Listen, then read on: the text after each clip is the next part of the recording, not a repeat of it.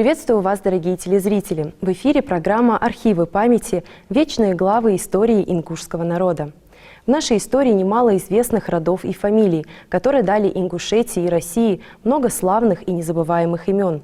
В сегодняшнем выпуске мы поговорим о полковнике российской императорской армии Пшемахо Дахкильгове и командире Далаковской Красной Сотни Хакяше Дахкильгове. О подробностях их жизни и военной деятельности нам расскажет исследователь-архивист Берснако Газиков. Приветствую вас. Добрый день. Берснако Джабраилович, какие подробности их биографии вам удалось найти и в каких архивах вы работали?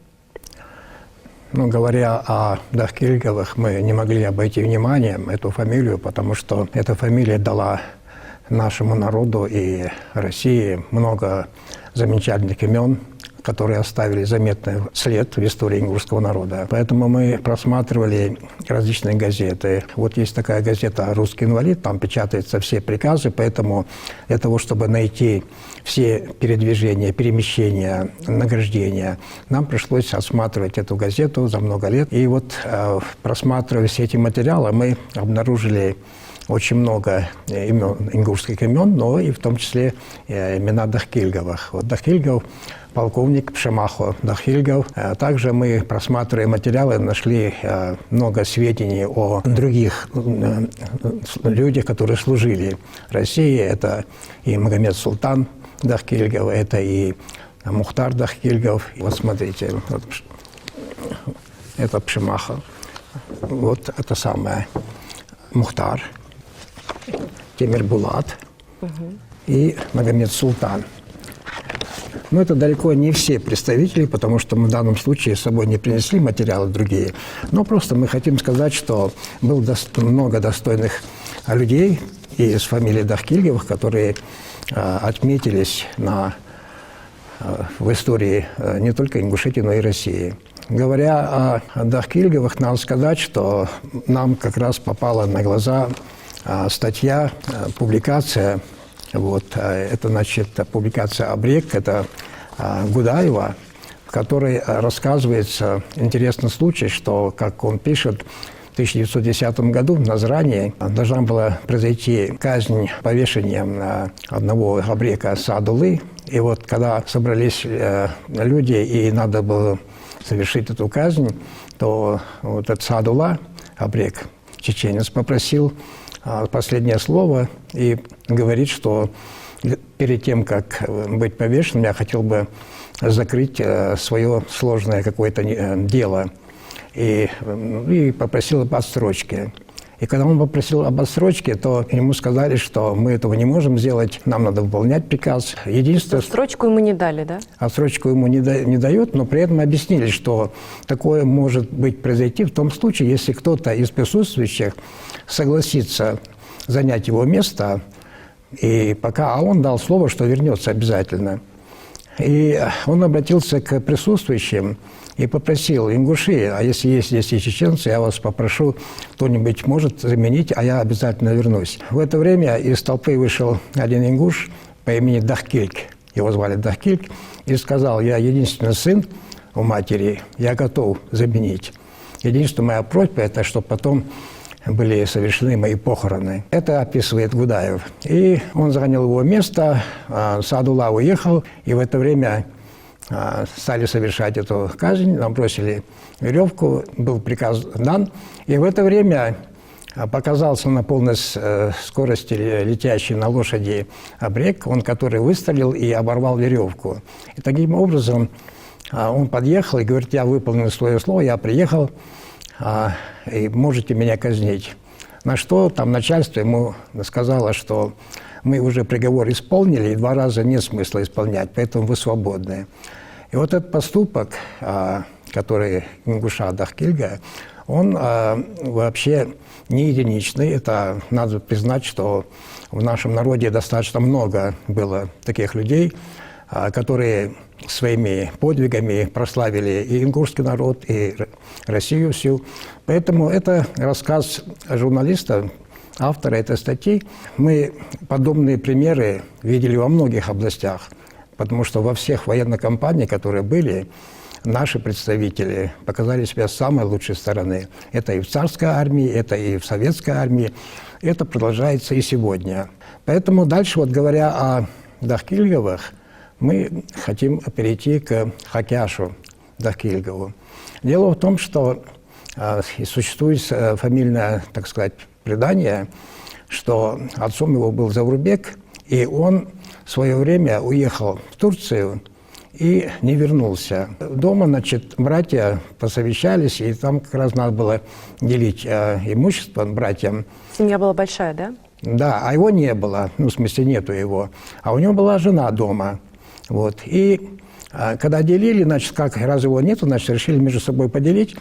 А в это время, значит, кто-то сказал: подождите, говорит, вот на дереве жена его, которая дома осталась, повесила пояс. И, говорит, она это повесила неспроста. И оказалось, это был знак того, что она беременна и должен быть родиться наследник. И поэтому они это учли, и действительно через некоторое время родился Хакяш Дахкильгов. Ну, так рассказывает фамильное предание. Он рос хорошим мальчиком, был очень воспитан, был очень боевой, дерзкий был. В своей, значит, дальнейшей жизни он проявил себя с самой лучшей стороны. Получил ли он образование? Он получил образование, он был образованный, да, вот смотрите, вот это и есть Хакяш Дахкильгов. И он, надо сказать, что во всех вот мероприятиях, которые предшествовали созданию Ингушской автономной области, я имею в виду события гражданской войны, революции, которая была, вот он принимал участие в этих всех событиях. Как рассказывают, вот когда делегация ингушская ехала в Пятигорск на съезд, то они отправлялись из дома Хакяша Дахкильгова, он их сопровождал. Мы знаем, что были события, когда наступал на Ингушетию Деникин со своими войсками, и произошли оставшиеся в нашей памяти, в нашей истории, Далаковский бой. И вот этот бой очень был тяжелые, это бои были, и в этом бою он погиб, защищая, он был командиром отряда сотни, и он погиб. Затем, изучая его жизнь, мы, значит, обращались в архивы, и в архиве нашлось личное дело Хакяша. Дело в том, что когда он погиб, надо было оформлять пенсию, и пенсию оформляли на жену его. Вот как раз в личном деле есть фотографии жены Каби.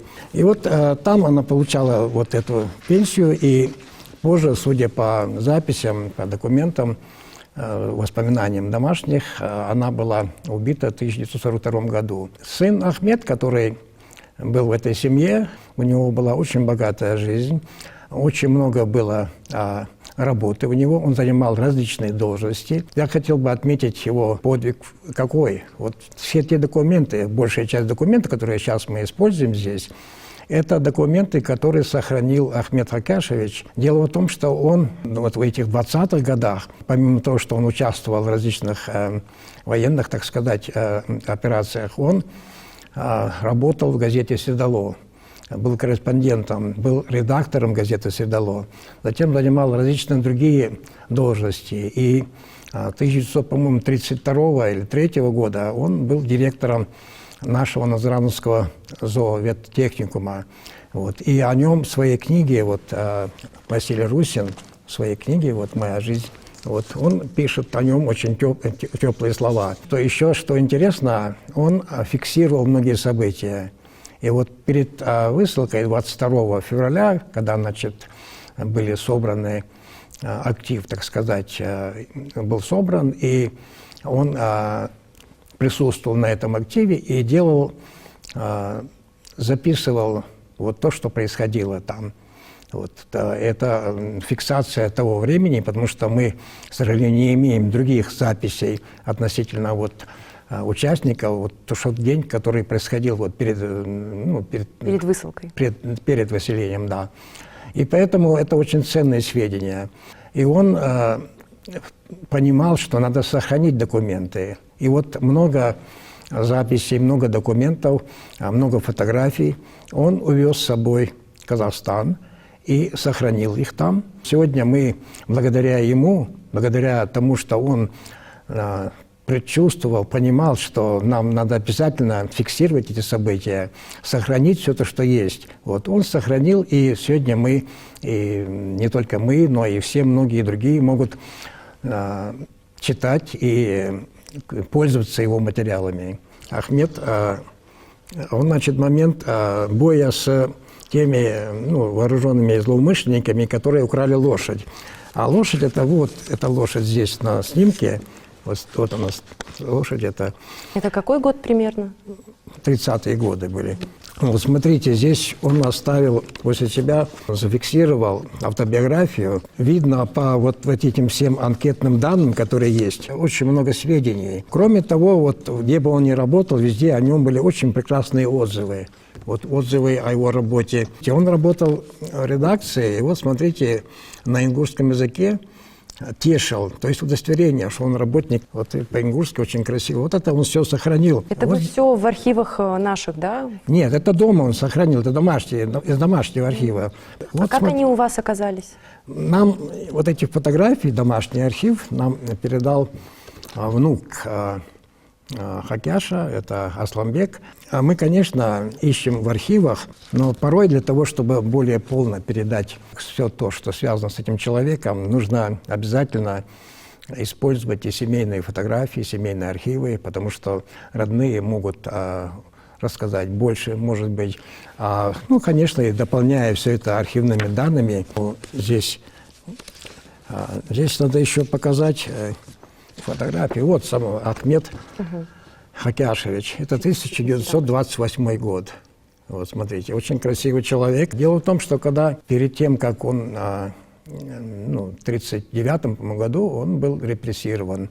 И вот когда он был арестован, у нас здесь есть документы, это письма Назрановского зоотехникума, подписи студентов, подписи преподавателей, которые ходатайствовали о том, что он чистый человек, честный человек, и чтобы его, освободили.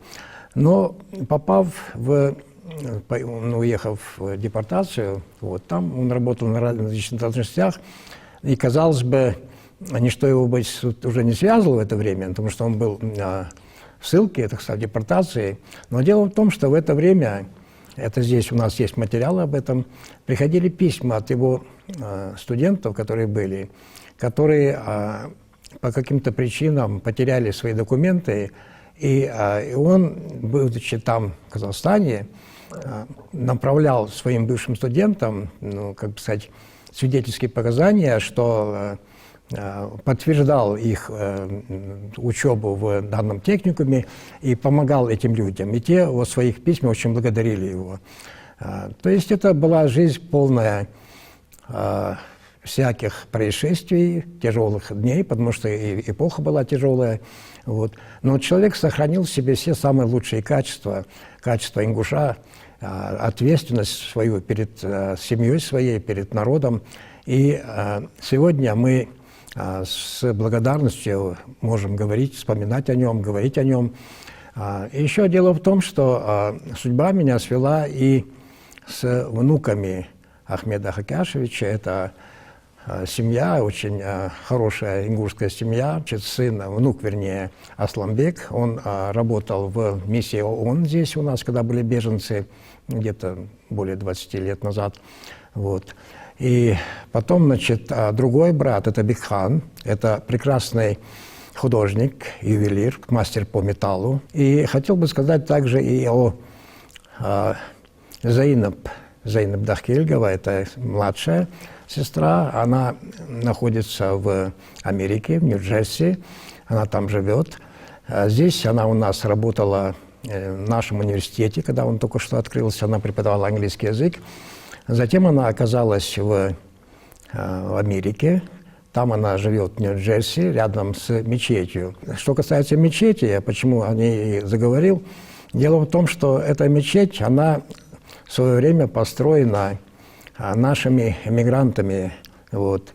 И мой дядя, который находился, Дауд Газиков, он мне рассказывал, сам говорил, что при организации этой мечети, когда проблема была большая, вот он и Ахмед Цароев из Чикаго, доктор, они участвовали вот в том, чтобы вот создать эту мечеть, потому что это была проблема большая.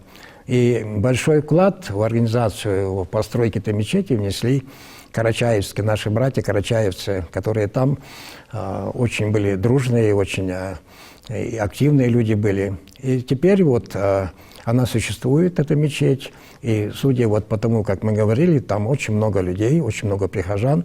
Говоря о Дахкильгевых, надо сказать, что дело в том, что материала здесь, который нами накоплен и в архиве, и из семейного архива, он настолько большой, что, я думаю, требуется не только одна передача, но требуется много других передач. Я думаю, все-таки было бы лучше выпустить книгу, потому что столько подробностей, столько из истории наших вещей, разные ситуации, разные события, которые были. Мы должны радоваться тому, что вот это вот поколение, династия, которая идет вот от Хакяша, она известна всем нам. Вот, и мне приятно, что я нахожусь с ними в контакте. Ну, здесь, если это весь материал публиковать, это будет очень интересно, занимательно. И не только для того, чтобы понять историю там, фамилий Дахкильговых, там, но и это вся история ингушского народа. Поэтому, я думаю, нас впереди ждут еще какие-то открытия, вот, более подробные открытия в архивах, потому что по мере работы открываются все новые и новые сведения. И я думаю, что Дахкильговы занимают высокое видное место в истории ингушского народа. Хотел бы поблагодарить семью внуков, в данном случае Ахмеда Хакяшевича, Асламбека, Бекхана, Мадину, Зейнаб, за то, что они сохранили в семье вот эти все документы, которые мы сегодня используем. И в дальнейшем, я надеюсь, мы их используем в своих публикациях. Большое им спасибо. Берснакот Джабраилович, благодарим вас, что пришли, что занимаетесь этой, на самом деле, очень сложной работой. А мы в очередной раз вспомнили о тех, кто так храбро защищал нашу Родину. Это были архивы памяти, вечные главы истории ингушского народа.